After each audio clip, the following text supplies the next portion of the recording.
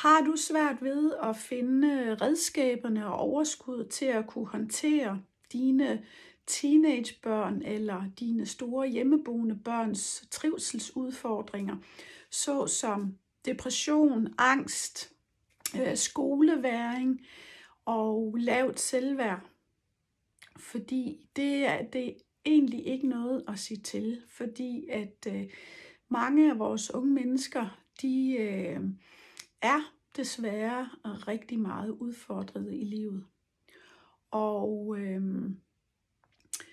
vi forældre, vi prøver jo altid at gøre vores bedste for at kunne hjælpe vores unge mennesker.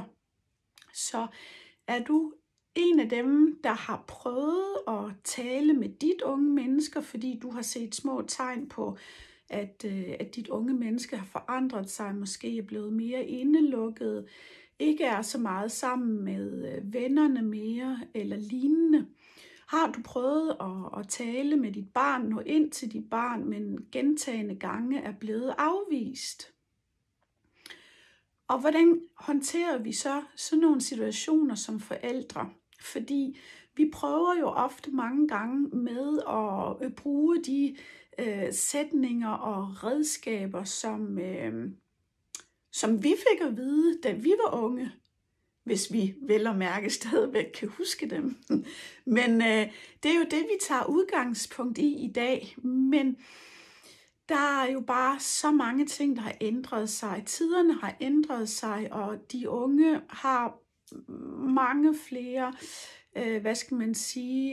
valg og muligheder, de bliver stillet over for i dag, og ikke nok med, at der bliver stillet forventninger til dem i samfundet, så har de unge mennesker meget høje og store krav til dem selv også. Og det kan være meget svært at indfri for det unge menneske, og derfor er det, at vores unge mennesker, de kæmper med så mange ting i dag. Når jeg arbejder med de unge mennesker, så prøver vi at kigge på, hvor de grundlæggende udfordringer de er henne. Vi prøver at finde ind til sagens kerne og se på, jamen, hvad er der? Hvor er det mistrivselen ligger? Er det i et sted, eller kan det være flere steder? Og så går vi ind og kigger på det, og det unge menneske får redskaber til bedre at kunne navigere i de situationer, det kommer ud for, og også kunne bruge redskaberne og situationerne til at få det bedre igen.